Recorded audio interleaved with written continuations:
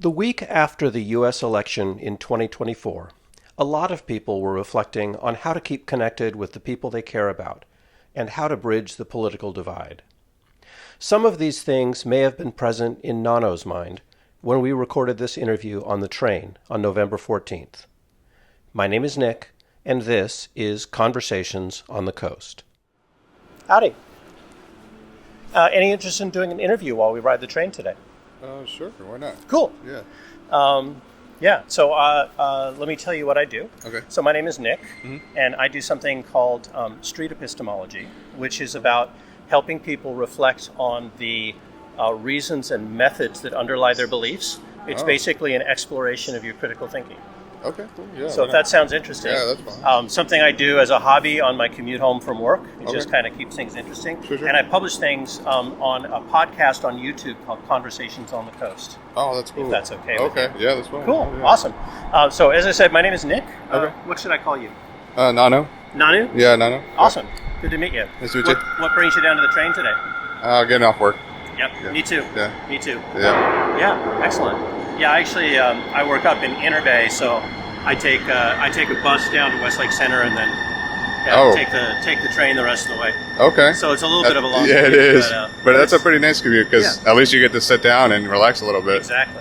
So are you catching this Indeed. one here? Yeah. Okay. Yep. Yeah. So what's something that is important to you that you believe is true and that you want other people to believe is true? That's kind of a tough one. I mean, there's a lot that everybody's already repeated in a while, you know?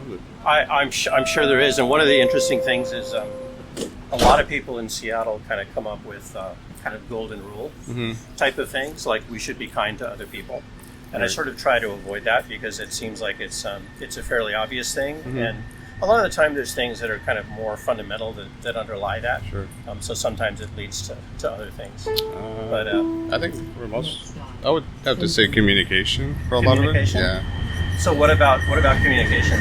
I mean, you see it the day to day. I mean, a lot of people don't communicate, don't say hi, don't, see eye to eye or anything like that. Even at work, like you don't communicate half the time without having to be just on emails. Yeah. So I think we've kind of lost our way of communicating with one another since, Interesting. from what I can notice, you know. So what is the what is the belief that you would say is related to communication?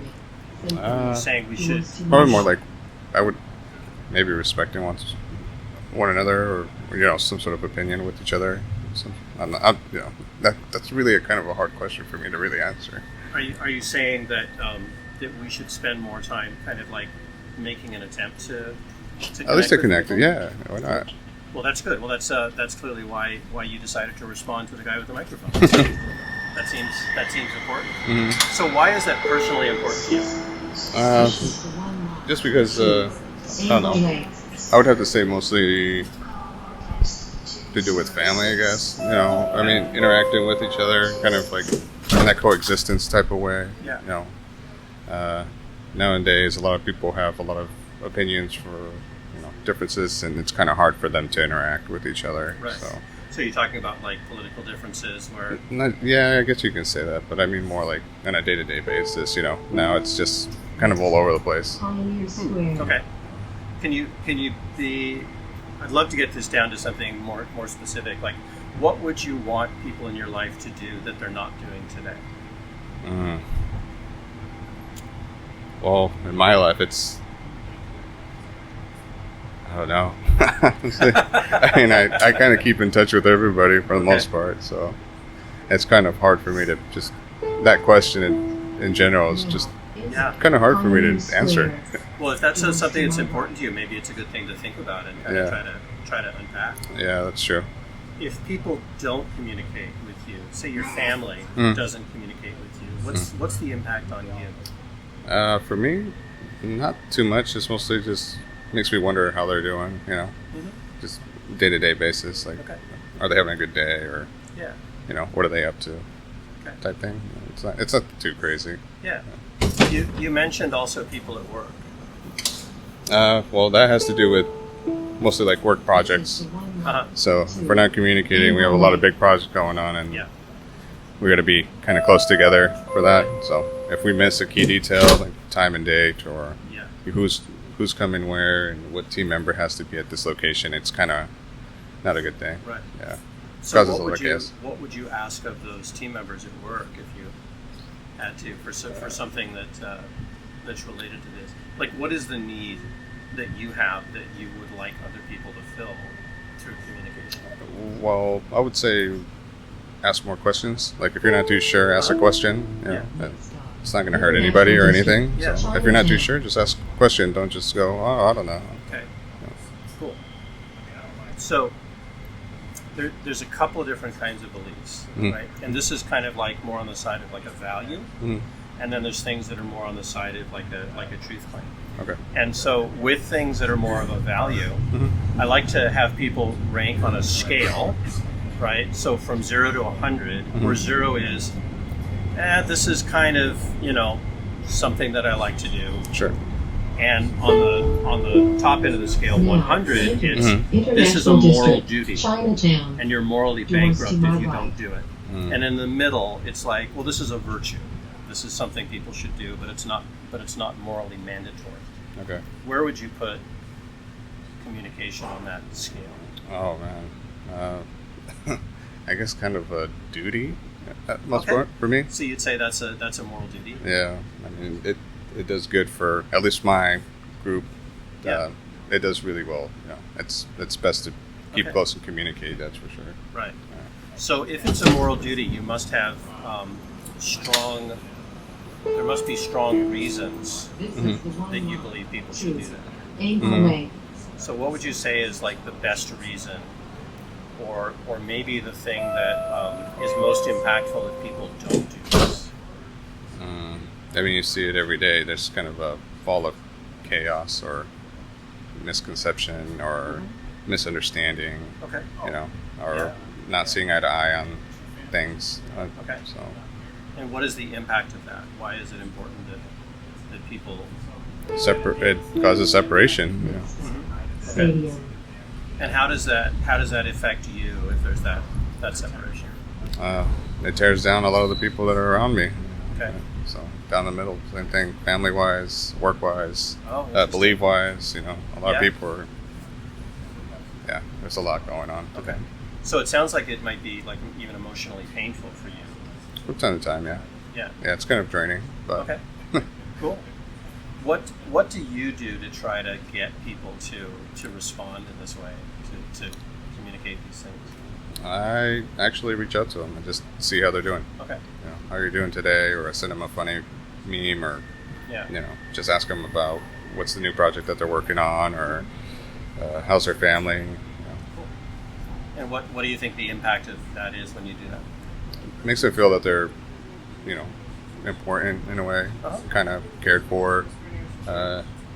Makes them see that there's, that I'm not seeing them any differently just because they have different things in their life, that they're not being left behind. Okay. Yeah. Do you ever see people or work with people where either you suspect or that they have an opposite value or that they don't value this? Yeah. I mean, I work with a lot of people that have been used to being by themselves a lot. Okay. And sometimes it's kind of hard for them to interact with others just because they're so introvert. And it's really hard to get people to open up when that is. So I tend to, ask them small questions like, what's your favorite thing to do outside of work? Kind of get them to open up. Yeah. And I do that with new hires as well. I've noticed that with a lot of new hires, it kind of makes it hard for them to interact with the rest of the team because they're not used to how to do it. Yeah. Nice. If they're introverts and they believe that, do you think that they believe that it's important not to communicate, or do you think that, how would you phrase that in terms of what do you think their attitude is towards this belief of yours? I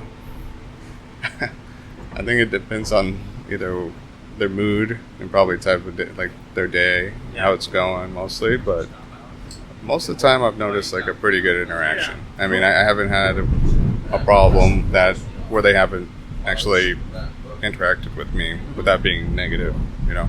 Nice. But there are times where it has been like that, and it's mostly because they go down political route or some sort of religious mumbo jumbo or whatever it is, you know. So, and that's because they have strong beliefs in what they believe too. Yeah. So how do you react to that when they? Pretty neutral. I mean, everybody has their own beliefs. I can't force them to be one way or another. So I just kind of have to remind myself, at the end of the day, if it's at work, it's at work. You know, I can't. Yeah. I'm not going to argue with my coworker. Yeah. Got to make it work. Same thing with family, at the most part. One of the reasons that I got into this style of interview is, so this is more of like a value that you're talking about, but often I'll talk to people who have, a belief, a fact claim, right? They'll say the God of the Bible exists, ghosts exist, karma is real, something like that. And street epistemology is a great way to have those conversations, because it's really about asking people gently probing conversations where you don't take a side, right? So you can say, what's the main reason that you believe that that's true? And then they can tell you that, and you can say, oh, okay. It's like, why is that a good reason to believe this is true? And that can help people kind of reflect on their reasons and whether their reasons are good reasons, right? So, for example, if people tell you they believe in a certain religious belief and they just have faith that it's true, right? You could introduce a hypothetical, like let's say somebody who is in a mutually exclusive religion also uses faith to figure out that thing is true, right? So then why is faith a good reason to believe something is true? And how can I, as a disinterested observer, tell whether one person or the other person is right? Because they both can't be right, right? So how do I tell which one is right? And that kind of introduces the idea of testability, and can you test the claim to see whether it's real, whether it's true or not? That's a good one, yeah. Right? Yeah, I like that. So this is a great set of techniques, and pretty much anyone can learn it. So next time you get into a conversation like that, you can think about like how you have that. And I think if your value is around communicating and reaching out to people, and you know the concept of the Seattle freeze. Yeah. So I think I found that this is a way of kind of cutting through that, right? Yeah. You can have conversations with people that are neutral and about some pretty charged beliefs sometimes, right? And you can make them more neutral, and you can help to get through those things. Yeah, I mean, this is actually pretty cool. I've never seen it done before, so excellent. Yeah, that's really nice. One of the innovations that I've done with it is to bring it onto the light rail and make it kind of like a man on the street interview kind of thing. Yeah. Usually what happens is people will have like a couple of chairs in a park. A lot of people film for YouTube, and they have people sit down and they do more of a long formal process. Okay. This kind of puts some time constraints on it, right? Because one of us has got to get off the train eventually. So, yeah. So that kind of helps. So I guess in a way, this is kind of, is it just a study, or is it something for you to just kind of interact with people? So it's several things. It definitely does help me kind of get out of my shell and talk with people. But also, I believe that as people, we act based on our beliefs. And when we act, it affects the people around us, right? So I'm affected by the actions of the people around me. And so I want to make sure that if people have beliefs that they're going to act on, that the beliefs are resting on a solid foundation. Right. And so if they have beliefs that aren't really justified, I want to help them discover that. And sometimes I find that it's about helping people find better reasons to believe things they already believe. Right. For example, I talk with a lot of people whose beliefs I agree with, but the foundation for their beliefs is not good. Okay. The problem with that is if their epistemological foundation, right, what holds up their beliefs is shaky, it's really easy for someone else to come along and talk them into some crazy belief. Oh yeah. Right? Yeah. So, but if your beliefs are built on a solid foundation, if you have really good reasons that are like verifiable, justifiable, testable reasons to believe the things that you think are true, then you're less likely to be shaken off that foundation by somebody who just comes along with some crazy claim. So like you see people with conspiracy theory claims and other claims that are really not based on on solid epistemology. Right. So how would you you're asking, how do you find out who's right and who's wrong? How would you probe that yourself? Like, how would you go about that? Like if I were to do, I don't know, the easiest thing, which is religion, Sure. How would you probe that? Yeah. Mostly. So that's that test that I mentioned to you is it's got a name. It's called the outsider test for faith. Okay. Right. So if somebody says, "Well, I believe in Jesus because I have faith," you can say, "Well, I sometimes I travel. Well, it's in my backpack, but I've got a little figurine, and I'll say, well, this guy is, he's a Hindu, right, and he believes in Vishnu, right, and he has faith that Vishnu is real. So how can I, as a neutral observer, how can I determine whether you're right or whether this guy is wrong, right? And so that just kind of forces people to think about, that's interesting. It's like different people have faith that supports their belief, and the beliefs can be mutually exclusive. So if you can believe two things using the same reasoning, is that good reasoning, or should you find a different way to reason? Okay. I find that kind of interesting, because what if you do in the conversation find that there's a lot of common grounds between the two? So how do you... Yeah. Is there any distinguishment between the two, or is it just like, okay, there's common grounds, it's kind of the same thing, they both fall into faith, and that's kind of where it's at, right? Most people have a lot of common ground, and a lot of the time it just comes down to, why people believe things, and then, so you can have a good conversation about, hey, you and I agree on almost everything, so let's talk about this thing you believe, like, why is this a good reason to believe this thing? And it's not about changing people's minds, right? It's just about getting people to reflect on the reasons they hold for their beliefs and the methods they use to figure out what's true. So it's really interesting. Yeah. It is. Yeah. So I would encourage you to go check it out. It's streetepistemology.com. It's a pretty unusual phrase. So how many episodes have you recorded so far? Let's see. I just uploaded episode 36. Okay. And I have probably 10 or a dozen additional interviews in the can. Oh, cool. That I have to do. So that kind of makes me kind of young on my journey. There are people who are doing this who have YouTube channels or other podcasts who have hundreds of interviews under their belt. But yeah, I do this most nights when I'm commuting home from work, and sometimes I find someone who wants to talk, and sometimes I don't. But sometimes I'll wander around Westlake Center and find someone there. That's pretty good. Yeah. Last week, I and a couple of other folks who do this were down in Atlanta, and we were interviewing people on video on the campus at Georgia State the day after the election. Okay. So that made for some interesting conversations there. It's actually a really great day. I bet. Yeah. I'm pretty sure the interactions there were pretty mixed, I would assume. The thing I was really struck by was how optimistic all of the students were, right? I expected a lot of shock, a lot of denial, a lot of people wanting to talk about, what had just happened in the election. And what I found was, no, people were going about their daily lives. People were very optimistic that things were going to work out. And people had all kinds of things that they wanted to talk about, which is what I usually find. That's good. So it was actually really, really nice to do that. So.